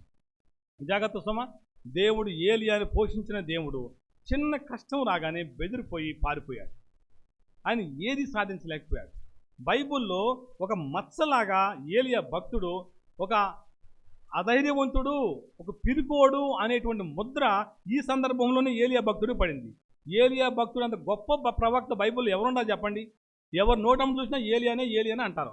అంత పెద్ద ఏలియా భక్తుడు పిరికోడు అనడానికి ఇది ఒక నిదర్శనం. ఎంత విచారకరమైన విషయం నా ప్రియమైనటువంటి దేవుని బిడ్డలారా. ఒక భక్తుడు పిరికోడు అయిపోతే ఎంత విచారకరమైన విషయం. మా దగ్గర పాస్టర్ గారు ఉన్నారు, ఎప్పుడు కూడా చూసా అది అక్కడ ఏదో చిన్న నిమ్మకాయ వేశారు, ఇక్కడ ఏదో ఇది వేశారు, నేను వెళ్తుంటే నా భార్య ఎట్లా అయిపోయింది అట్లా అయిపోయింది. డియర్ బ్రదర్స్ అండ్ సిస్టర్స్, దేవుని యొక్క సంఘాన్ని నడిపించే దేవుని సేవకులే అట్లా అనుకుంటే ఇంకా లైఫ్ ఎక్కడుంది చెప్పండి? కొన్నిసార్లు ఎంతమంది భయపడిపోతూ ఉంటారో, ఎంతమంది అధైర్యపడిపోతుంటారో. కొన్నిసార్లు ప్రియులారా చాలాసార్లు ఏం చేస్తారు, 4 వీధుల దగ్గర ఒక కోడిగుడ్డు పెడతారు. మాది టీ జంక్షన్ ఉంది, ఇట్లా వెళ్ళగానే అటు రోడ్డు ఆ కోడిగుడ్డు పెడతారు. ఆ కోడిగుడ్డు మంచిగా ఉంటే కడుక్కొని కూడా తినేస్తాను నేను. దానిదేముందమ్మా, మంచి ప్రశాంతమైంది. దానికి కోడిగుడ్లు ఏమైనా వెళ్తాయా చెప్పండి? ఆ కోడిగుడ్డు పగిలిపోతుందని చెప్పి ఇదే కానీ వాళ్ళు తీసుకొస్తే మా బాధ ఏంటంటే దుమ్ము బట్టి నేను పట్టిపోతే అంటుందని చెప్పి నేను ఊరుకున్నా. కానీ అది పగలపోతే మాత్రం నేను తీసుకెళ్ళి కోడి వండుకుంటాను. నాకు అది ఐ డోంట్ కేర్ ఎనీథింగ్. నేను వేస్ట్ ఏది చేయను. My dear brothers and sisters, ఇంకే ఉంది, మా ఇంటి ఎదురుగానే చూసి మా ఇంట్లో ఏదో పెడుతున్నారని చెప్పేసి ఒక దాన్ని అవలపడేస్తే అయిపోయా. ఇవన్నీ కూడా ఆలోచిస్తే నీ మనసుని ఎంత బాధ పెడతాయో. అది నువ్వు తలుసుకున్నప్పుడు పిల్లరా, అది నువ్వు ఆలోచించినప్పుడు అదే రోజు నీకు ఏదో ఒకటి అవుతుంది. ఇక అయినప్పుడల్లా కూడా ఆ కోడిగుడ్డే గుర్తొస్తుంది, ఆ నిమ్మకాయలే గుర్తొస్తాయి. ప్రభు కృపను బట్టి ఈ పుల్పిట్ దగ్గర నేను చెప్తున్నాను, నాకు ఎటువంటి నమ్మకాలు లేవు పిల్లరా. నేను ఈ విషయంలో నేను 100% నేను చెప్పగలుగుతాను. నాకు యేసు ప్రభు యొక్క విశ్వాసం తప్ప ఈ లోకంలో దేనైనా కూడా నేను చేయగలుగుతాను, ఏదైనా నేను తినగలుగుతాను. ఏ పూజలో అయినా నేను ఐ డోంట్ కేర్. నేను ఏది కూడా నా పెళ్ళే నేను అమావాస్యలో చేస్తున్నాను. ఇంకా నాకు కావాల్సింది ఏమని చెప్పండి, ఇంకేమో అపశుభ్రం ఏమని చెప్పండి. My dear brothers and sisters, నేను ప్రత్యేకంగా మీ అందరికీ మనం చేసుకున్నాను. నువ్వు దేని గురించి ఆధారపడిపోతున్నావు? దేవునికి వ్యతిరేకమైన గురించి ఆధారపడుతున్నావా? నీకు కష్టం మానేసి వీటి గురించి ఎందుకు ఆధారపడుతున్నావు? మా ప్రియమైనటువంటి దేవుని బిడ్డ రెండో మాట చెప్పి నేను ముగించేస్తాను. చూడండి, యెహోషాపాతు అనే భక్తుడు మీకు తెలుసు. యెహోషాపాతుని ఆసా అనేటువంటి రాజు, యూదులకి రాజు. ఆయన మంచి భక్తుడు. ఆయన సమయంలోనే ఎన్నో గొప్ప కార్యాలు చేశాడు. ఆ తర్వాత వాళ్ళ కొడుకు యెహోషాపాతు కూడా మంచి కార్యాలు చేశాడు. ఇశ్రాయేల్ని ఎంతో మంచిగా నడిపించాడు. 25 సంవత్సరాలు ఏకదీర్ఘ పరిపాలించాడు. యెహోషాపాతు యొక్క జీవితమే బైబిల్లో ఒక మంచి పాత్రను పోషించింది. కానీ ఈయన లాస్ట్ మూమెంట్లో ఇంకా ధనవంతుడు అయిపోవడానికి ఒక రాంగ్ స్టెప్ వేశాడు. ప్రియమైనటువంటి దేవుని బిడ్డ, ఆయన యొక్క గొప్పతనాన్ని, ఆయన దేవుడిచ్చిన ఆశీర్వాదాన్ని ఒకసారి మీరు గమనించాలని నేను ఆశపడుతున్నాను. 2వ దినవృత్తాంతం 17వ అధ్యాయం 9 నుంచి కొన్ని వచనాలు మీరు చదువుకున్నట్లయితే ఇక్కడ స్పష్టంగా రాయబడింది. 2వ దినవృత్తాంతంలోకి వెళ్దాం. యెహోషాపాతు గురించి నేను మాట చెప్పి నేను ముగించేస్తాను. 1 గంట అవుతుంది సమయం. 2వ దినవృత్తాంతములు 17వ అధ్యాయం 3వ వచనం చూడండి. 17వ అధ్యాయం 3వ వచనం. యెహోవా అతనికి సహాయుడై ఉండగా యెహోషాపాతు తన తండ్రి అయిన దావీదు ప్రారంభ దినములలో నడిచిన మార్గమందు నడుచుచు బయలుదేవతను ఆశ్రయింపక తన తండ్రి దేవుని ఆశ్రయించుచు ఇశ్రాయేలు వారి చర్యలను వెంబడింపక ఆయన ఆజ్ఞలను అనుసరించి నడిచెను. కాబట్టి యెహోవా అతని చేత రాజ్యమును స్థిరపరిచెను. యూదా వారందరూ యెహోషాపాతునకు పన్ను ఇచ్చుచుండిరి. అతనికి ఐశ్వర్యమును ఘనతయు మెండుగా కలిగెను. యెహోవా మార్గముల యందు నడుచుకొనుటకు అతడు తన మనస్సును దృఢపరచుకున్న వాడై ఉన్నత స్థలములను దేవతా స్తంభములను యూదాలో నుండి తీసివేశెను. తన ఏలుబడి యందు 3వ సంవత్సరమున సరిపదం. ఈ విధంగా దేవుడు యెహోషాపాతును బహుగా దీవించాడు. బహుగా దీవించిన తర్వాత ఎందుకు రాంగ్ స్టెప్ వేయాలి పిల్లరా? తన జీవితంలో తనకి ఎంతో ఆస్తుంది, ఎంతో దినం ఉంది, ఎంతో ఆశీర్వాదం ఉంది. కానీ యెహోషాపాతు 18వ అధ్యాయం మొదటి వచనం చూడండి. 18వ అధ్యాయం మొదటి వచనం. తనకు ఐశ్వర్యమును ఘనతయు అధికముగా కలిగిన తరువాత యెహోషాపాతు ఆహాబుతో వియ్యమంది. ఈ ఆహాబు ఎవరు? ఈ ఆహాబు ఇశ్రాయేల్ రాజు. ఈ ఇశ్రాయేల్ అయిన ఆహాబు పిల్లరా దేవునికి వ్యతిరేకమైన వ్యక్తి. విగ్రహారాధన ప్రోత్సహించి విగ్రహారాధన రాజ్యంగా మార్చేసినటువంటి దేవునికి వ్యతిరేకమైనటువంటి రాజు. ప్రియమైనటువంటి దేవుని బిడ్డలారా, యెహోషాపాతుకి ఏం తక్కువ అని చెప్పేసి ఇంకేమో ఆస్తి కావాలి, ఇంకేం ధనం కావాలి చెప్పండి? తన బిడ్డల్ని ఆహాబు యొక్క బిడ్డలకు ఇవ్వడానికి పిల్లరా దేవుని యొక్క శాసనాలను మర్చిపోయి దేవుని యొక్క కట్టడలను మీరి ఆహాబుతోటి సంబంధ బాంధవ్యాలను కుదుర్చుకున్నాడు. ఈ రోజున చాలామంది దేవుని బిడ్డలు దేవుని ఆశీర్వాదాలను మర్చిపోయి ఈ లోకంలో కంటికి కనబడేటువంటి ధనవంతులతోటి సంబంధ బాంధవ్యాలు పెట్టుకున్నారు. నేను సంబంధ బాంధవ్యాలు పెట్టుకోవద్దని అంటే దయచేసి మీరు వేరేగా అన్యగా భావించవద్దు. కానీ ఏ సంబంధ బాంధవ్యాలు పెట్టుకుంటున్నారు పిల్లరా? ఇక్కడికి వెళ్ళిన తర్వాత రామోత్కిలాదు అనేటువంటి ఒక దాని మీదకి యుద్ధానికి వెళ్ళాలి. మికాయా అనేటువంటి ప్రవక్త ఏమన్నా అంటే దాని మీద వెళ్ళడానికి లేదని చెప్పాడు. కానీ ఆహాబు ఆయన ఏమన్నా అంటే ఫలానా ప్లేస్కి వెళ్ళాలి, నీ సైన్యాన్ని పంపిస్తామంటే యెహోషాపాతు ఏమాత్రం కూడా ఆలోచించకుండా ఆ యొక్క ఆహాబుతో కలిసి యుద్ధానికి వెళ్ళడానికి కూడా వెనకాడలేదు.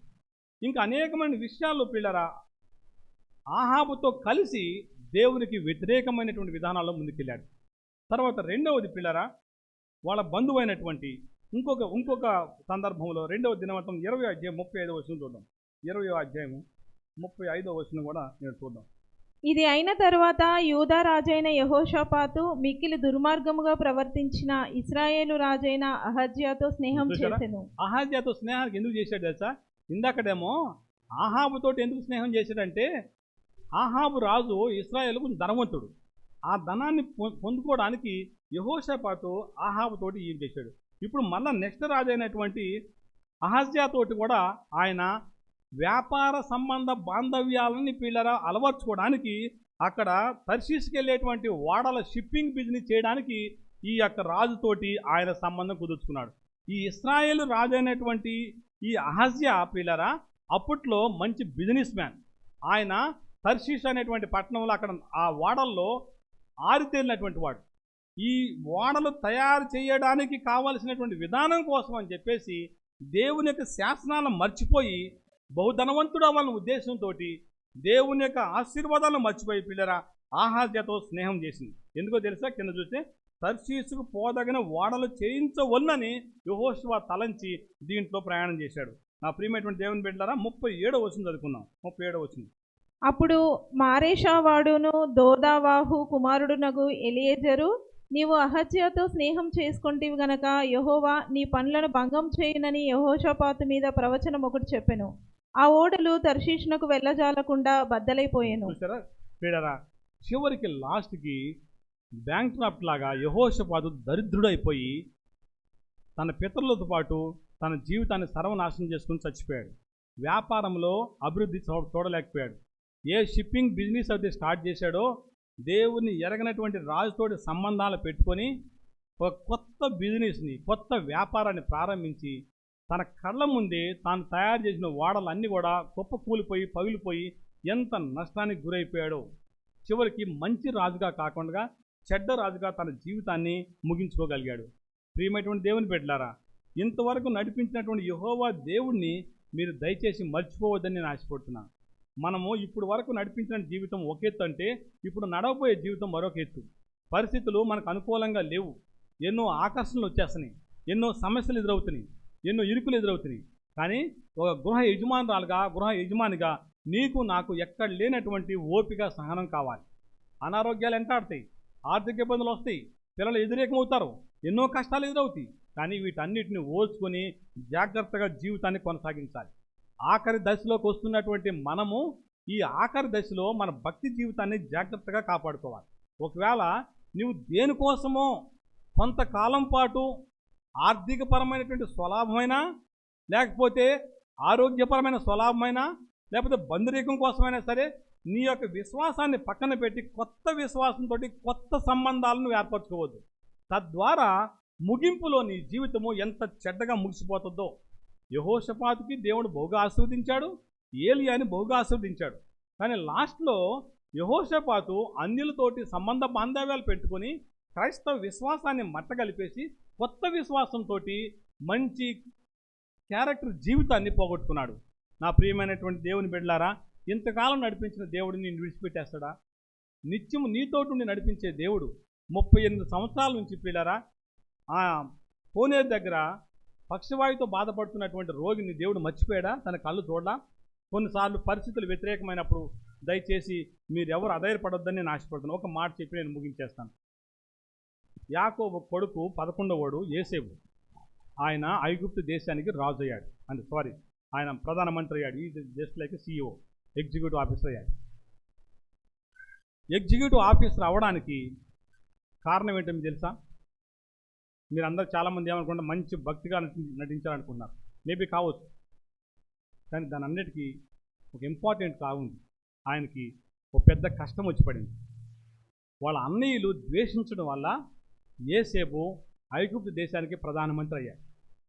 ఒకవేళ కనుక వాళ్ళ అన్నయ్యలు ద్వేషించి ఉండకపోతే యోసేపుని గోతులు వేసి ఉండేవాడు కాదు. యోసేపుని గోతులు వేసి ఉండకపోతే ఐగుప్తులు వచ్చి ఆయన కొనుక్కుని వెళ్ళేటువంటి వాడు కాదు. ఐగుప్తులు కొనుక్కుని వెళ్ళకపోతే ఆయన పిల్లరా సైన్యాధిపతి అయినటువంటి ఆ ఐగుప్తు సైన్యాధిపతి ఇంట్లో, ఆయన పొతీఫర్ ఇంట్లో పనివాడుగా కుదిరి ఉండేవాడు కాదు. ఒకవేళ పనివాడు కుదిరి ఉండకపోతే, అక్కడ కనుక ఆ పాపం వ్యతిరేకంగా ఆ నింద రాకపోతే ఆయన జైల్లో పడి ఉండేవాడు కాదు. ఒకవేళ జైల్లో పడి ఉండకపోతే ఆయన ఐగుప్తు దేశానికి వెళ్ళి ఉండేవాడు కాదు. ఐగుప్తు దేశానికి వెళ్ళి ఉండకపోతే ఆయన ఐగుప్తు దేశానికి ప్రధానమంత్రి అయ్యి ఉండేవాడు కాదు. My dear brothers and sisters, ఈ ఆజ్యం ఎక్కడ స్టార్ట్ అయింది? సహోదరులు ఆయన మీద పగ పెంచుకోవడం వల్ల. ఒకవేళ కనుక యోసేపు యొక్క సహోదరులు పగ పెంచుకోకపోయినట్లయితే యాకోబు వాళ్ళ కుమారుడు యోసేపుని మంచిగా ప్రేమించేవాడు.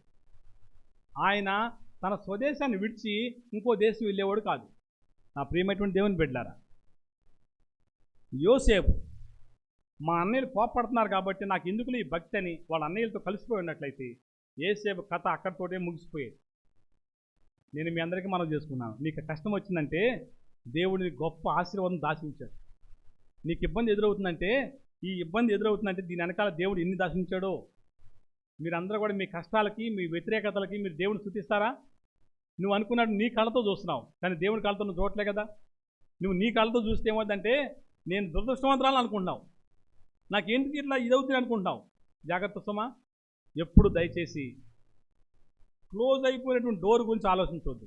ప్రభా నీకు స్తోత్రం, ఈ డోర్ క్లోజ్ చేసావు, థ్యాంక్ యూ వెరీ మచ్. దీని రూపంలో, దీని ప్లేస్లో పెద్ద డోర్ నా కోసం ఓపెన్ చేసావు, పెద్ద డోర్ నా కోసం ఓపెన్ చేసావు, నీకు స్తోత్రాలు.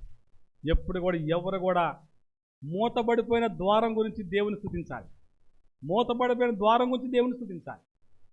నా అనుభవంలో పిల్లరా, ఒకసారి ఒక కంపెనీలో, ఒక ఫైనాన్స్ కంపెనీలో లోన్ అప్లై చేశాను. అది క్లోజ్ అయిపోయింది. చాలా బాధపడ్డాను. తర్వాత నాకు అనిపించింది, ప్రభా ఇది క్లోజ్ చేసావంటే ఏదో ఒక పెద్ద నీకేముంది, ప్రణాళిక ఉంది. డియర్ బ్రదర్స్ అండ్ సిస్టర్స్, మూతబడిపోయినటువంటి డోర్ ద్వారా ఒకవేళ గుప్పుడు ఆశీర్వాదం వస్తే దాని ప్లేస్లో ఓపెన్ అయింది 2 గుప్పులంత ఆశీర్వాదం వచ్చింది. నేను మీ అందరికీ మనవి చేసుకునేది, నీకు కూడా దేవుడు అట్లా ఇవ్వడానికే క్లోజ్ చేశాడేమో. కానీ ఈ లోపు కానీ ఎవరి మాటలో విని, ఎవరి ప్రసంగమో విని, ఎవరి ప్రవచనాలు విని, ఎవరి పనికిమాల మాటలో విని నీ దేవుని దూరం చేసుకోక సుమా. నీ దేవునికి దూరంగా పారిపోవద్దు సుమా. దేవుడు నిత్యం ఉండేది. ఏదో తీపి కబుర్లు చెప్పేటువంటి వాళ్ళు నీతో ఉండరు. నిన్ను ఎప్పుడు కూడా కఠినంగా బాధపడే స్నేహితుడు మేలు కోరి గాయం చేయనంట. నీ దేవుడు నిన్ను మేలు కోరి గాయం చేస్తున్నాడు. నేను ముగించేస్తున్నా, 1 గంట అయింది. My dear brothers and sisters, నువ్వు దేవుడిని విడిచిపెడుతున్నావా? బట్ దేవుడిని విడిచిపెట్టదు. వ్యతిరేకమైన పరిస్థితులు వచ్చి నువ్వు ఆధారపడిపోతున్నావా? దయచేసి ఆధారపడదు. దేవుడు ఎప్పుడు నీతోటి ఉంటాడు. నిన్ను ఎప్పుడు విడిచిపెట్టే దేవుడు కాదు, నిన్ను ఎప్పుడు వదిలిపెట్టే దేవుడు కాదు. ఒక మాట చెప్పి ముగించేస్తున్నాను. రాయ్ కపూర్ అని మంత్రాలయం దగ్గర ఉంది. అక్కడ ఓ చిన్న కుటుంబం చాలా అప్పుల పాలైపోయింది, చాలా కష్టాల్లో ఉంది. ప్రార్థన చేస్తున్నాను. ఓ పాస్టర్ గారు అన్నారమ్మా, నువ్వు ఎప్పుడు ఆధారపడవద్దు, ఇది టెంట్ మినిస్ట్రీ అని చెప్పేసి ఒక ఆయన అక్కడ ఉన్నటువంటి ఒక సెమినార్ స్టార్ట్ అవుతే ఆయన చెప్పినటువంటి సందర్భాన్ని మీతో చెప్తున్నాను. అనుకోని విధంగా ఓ రోజు ప్రార్థన చేసుకుని, ప్రభా ఎట్లా మా పరిస్థితులు ఏమవుతాయి, మేము ఈ అప్పులైపోయాము, మేము ఎట్లా చేయాలి అని ఎంతో ఆధారపడిపోతున్నాను. ఓ రోజున ప్రార్థన చేసుకుని భారంతో ఇంటికి వెళ్ళారు. ఒక చుట్టాల ఇంటికి వెళ్ళారు. చుట్టాల ఇంటికి వెళ్తే దేవుడు చూడండి, ఎక్కడ దేవుడు ద్వారం తెరుస్తాడో తెలియదు. ఎప్పుడు అవే నిన్ను అంటిపెట్టుకుంటే అనుకోవద్దు. ఆ రోజు అనుకోని విధంగా ఓ పాస్టర్ గారు ఒక దాంట్లో పనిచేసే గొప్ప ఆయన, ఒక ఎన్జిఓ ఆర్గనైజేషన్లో పనిచేసే ఆయన వాళ్ళ ఇంటికి చుట్టంగా వచ్చాడు ఆ రోజు. అదే సమయంలో ఈ అప్పుల పాలైనటువంటి కుటుంబం వచ్చింది. అప్పుడు వాళ్ళ పరిస్థితిని చూసి, అన్నయ్య ఈ కుటుంబం చాలా మంచిగా బతికింది, అనుకోని విధంగా అప్పులు అయిపోయారు, పరిస్థితి అయిపోయింది, మమ్మల్ని ఏం చేసుకోవాలో తెలియట్లేదు అన్న చెప్పాడు. కొంచెం అయిన తర్వాత భోజనాలు చేసిన తర్వాత అందరూ బంధువులు కదా, అప్పుడు చిన్ని నువ్వు ఇట్రా, ఇందాక నువ్వు ఎవరు చెప్పావు కదా, ఆ అమ్మాయి ఏం చేస్తుంది, నీకు ఏమనుకోనంటే నేను ఒక 2,000 ఇస్తా, ఆ 2,000 తోటి వాళ్ళని ఏదైనా స్టార్ట్ చేసుకోమని చెప్పు, ఎందుకు అధైర్యంగా ఉండాలి అని చెప్పేసి. సుమారు యూజువల్గా నాలాగా ఎన్జిఓ ఆర్గనైజేషన్లో పనిచేసేటువంటి వాళ్ళకి చాలా రకరకాల తలంపులు వస్తాయి. ఓ పేదోడు ఏ విధంగా బతకాలి అనేది మా దగ్గర కొన్ని ఐడియాస్ ఉంటాయి. అది విన్నటువంటి వాళ్ళకి ఎప్పుడు ఈ పాస్టర్ గారు ఇవే చెప్తారా అనుకుంటారు. కానీ ఓ పేదోడు జీవితం కట్టడానికి ఏం చేస్తామంటే ఓ చిన్న హోటల్లో లేకపోతే ఓ ఫ్యాన్ షాపో లేకపోతే ఏదో పెట్టుకోవాలి బతుకుతాం. తద్వారా జీవితం పాడైపోయే బదులుగా జీవితం పైకి వస్తుంది. ఈయన వెళ్తూ నన్ను ఏమనుకోవద్దు, నేను ఎలాగో దేవుడు దర్శన భాగం ఇవ్వాలి, ఇదిగో ఈ 5,000 రూపాయలు ఇస్తున్నాను. ఈ 5,000 రూపాయలు తీసుకెళ్ళి ఆమె పిలిచి ఏం చేస్తామంటే 1,000 రూపాయలతోటి ఒక ఏదో పైన వేసేటువంటి పట్ట ఉంటుంది కదా, ఆ పట్ట కొనుక్కున్నాం. ఓ 2,000 రూపాయలతోటి అక్కడ నిమ్మకాయలు బాగా పండుతాయి, ఆ నిమ్మకాయలు గంపలు వస్తాయి. ఈ నిమ్మకాయలు తీసుకెళ్ళి పలానా రోడ్డు పక్కన పెట్టుకోమని. ఆ తర్వాత 1,000 రూపాయలు ఉంటాయి, ఆ 1,000 రూపాయలతోటి ఒక సెకండ్ హ్యాండ్ బండి, తోసే బండి కొనుక్కోమని. పిల్లరా 5 రూపాయలు ఇచ్చాడు. 5,000 సలహా ఇచ్చి, ఆమె కనుక ఒకవేళ డబ్బులు వస్తే ఎప్పుడన్నా ఆ డబ్బులు నాకు రిటర్న్ ఇవ్వను, ఆ డబ్బులు మళ్ళీ ఏదైనా పేద తెచ్చికి ఇవ్వాలి అని చెప్పి వెళ్ళిపోయాడు ఆయన. ఆమె ఇది దేవుడు పంపించినటువంటి వరం, దేవుడిచ్చిన వాగ్దానం అని నమ్మి పిల్లరా దాన్ని ఎంత పాజిటివ్గా తీసుకున్నారో వాళ్ళు. నిజంగానే 2,000 రూపాయలతోటి ఆయన చెప్పిన విధంగానే ఒక పట్టా కొంది, హోల్సేల్గా ఉన్నటువంటి ఒక 4 గంపలు నిమ్మకాయలు కొంది, ఓ తోసే బండి కొంది. పిల్లరా అలసిపోకుండా దేవుడు ఎప్పుడు డోర్ ఓపెన్ చేస్తాడో తెలియదు. అట్లా ప్రారంభమైనటువంటి నిమ్మకాయల యొక్క బిజినెస్ ఆయన హోల్సేల్ లెవెల్కి వెళ్ళగలిగేటువంటి స్థాయికి వెళ్ళిపోయాడు. ఎట్లా ప్రారంభమైందంటే ఓ రోజున మళ్ళా 5 years తర్వాత వాళ్ళ మామయ్య ఇచ్చాడు. వాళ్ళు కారేసుకొచ్చారు. అప్పుడు చెప్తున్నారు, అన్నయ్య నువ్వు ఆ రోజు 5,000 ఇచ్చావు కదా, 5,000 ఇచ్చిన ఆయన ఇగో ఈ కారులో ఉన్నాయని. అంటే నా 5,000 రూపాయలు అప్పుడు తోడు ముగిసిపోయే జీవితము ఎంత గొప్పదయిందా? డియర్ బ్రదర్స్ అండ్ సిస్టర్స్, మీరు ఆలోచిస్తారు, అప్పుడు 5,000 తోటి మా జీవితం కడుతుందా, 5,000 రూపాయలతోటి మా అప్పులు తీరుతాయా, 5,000 రూపాయలతోటి మా బతుకులు మారుతాయా అని ఎంత ఈజీగా తీసి పారేస్తాం. జాగ్రత్త సుమా. దేవుడు 12 గంపలు పెడితే ముక్కలు ఏరాడు. ఎందుకు ఏరాడు ముక్కలు అవసరం యేసుప్రభుకి? పారేసిన ముక్కలు, రొట్టు ముక్కలు ఉంటాయి కదా, ఆ రొట్టు ముక్కలను ఏరి 12 గంపల నుండి ఎత్తి 12 గంపల మీద ఎత్తిపోయి పంపించాడు. డియర్ బ్రదర్స్ అండ్ సిస్టర్స్, ఏ విధంగా దేవుడు నిన్ను పైకి తీసుకొస్తాడో తెలియదు, కానీ దేవుని విశ్వాసాన్ని కోల్పోవద్దని నేను ఆశపడుతున్నాను. చివరికి ఆ సహోదరి ఎంత గొప్ప వ్యక్తి అయిందో. మీరు టెంట్ మినిస్ట్రీలో సీఈఓగా పనిచేస్తున్నటువంటి బ్రదర్ ఒక ఆయన ఇమ్మాన్యుయల్ గారు ఉన్నారు. ఆయన ఈ యొక్క టెస్టిమనీ చెప్పాడు నాకు. అది నేను నా డైరీలో రాసుకున్నాను, అది మీకు చెప్తున్నాను. స్పెషల్గా నేను ఎందుకు మనం చేసుకున్నానంటే, ప్రతిసారి జీవితంలో మీ అందరికీ చేతులెత్తి దండం పెడుతున్నాను. మీరు గడిచిపోయినవి దయచేసి ఎత్తొద్దు. మీ కష్టాలు మీ కంటికి కనిపించవద్దు, మీ బాధలు మీ కంటికి కనిపించవద్దు. వాటిని పాత్రేసేయాలి. నేనేం చేయాలి, నేను ఎట్లా ముందుకెళ్ళాలి, నా చేతులు ఏముండి, నేను ఏ విధంగా చేయాలి, దేవుని వాగ్దానాలు ఏంటి, ఇదే పోవాలి తప్ప. కానీ నాకు పలానప్పుడు జ్వరం వచ్చింది, నాకు 10 రోజుల మట్టి లేకలేకపోయాను, నాకు అదే అయిపోయింది, నాకు ఇదే అయిపోయింది, ఇవన్నీ చెప్పుకోవడం వల్ల నువ్వు ఇంకా కుంగిపోతావు తప్ప నువ్వు పైకి రాలేవు కదా. ఇవన్నీ కూడా మన జీవితంలో కొనసాగించాల్సిందే. ఎర్ర సముద్రం దాటాలి, అడవులు దాటాలి, పర్వతాలు దాటాలి, గుట్టలు దాటాలి. నువ్వు గుట్టలు దాటుకోకుండా నేను ఎవరు ఎత్తుకుంటారు? నువ్వు ఎర్ర సముద్రం దాటుకొని నేను ఎవరు ఎత్తుకుంటారు? నువ్వు అనుకున్నంత మాత్రాన్ని ఎర్ర సముద్రం దాటకుండా ఉండిపోతావా? నేను దేవుడు ఉప్పుకోండి ఇక్కడ తీసుకురాడ పెడతాడా? డియర్ బ్రదర్స్ అండ్ సిస్టర్స్, నువ్వు ముందుండవు నేను అనుకున్నాను. నేను కూడా అదే విధంగా వెళ్ళాల్సిందే. ఇప్పుడు మీరు పాస్టర్ గారు ఏం కష్టాలేమో అనుకున్నాను, నాకు తెలుసు కష్టాలని. నేను కూడా మీ ద్వారా వెళ్ళాల్సిందే. ఇప్పుడు నాకు ఆరోగ్యం ఉండొచ్చేమో, ఇప్పుడు నాకు సమృద్ధి ఉండొచ్చేమో, ఇప్పుడు నా భద్రత ఉండొచ్చేమో. కానీ 2 రోజుల్లోకి నా భద్రత ముగిసిపోతుంది నాకు తెలుసు. 2 రోజులు నా సమృద్ధి ముగిసిపోతుంది నాకు తెలుసు. 2 రోజులు నా పరిస్థితి వేరైపోతుంది నాకు తెలుసు. My dear brothers and sisters, మనం మనసు రెడీ చేసుకోవాలి. దేవుని వాగ్దానాన్ని, దేవుని విశ్వాసాన్ని, దేవుడు ఇచ్చినటువంటి మనకు ఇచ్చినటువంటి ప్రామిస్ని మనం ఎప్పుడు మర్చిపోవద్దని నేను ఆశపడుతున్నాను. ఈ కొద్ది మాటలు మన వినికొళ్ళు ప్రభు దీవించి ఆస్వాదించును గాక.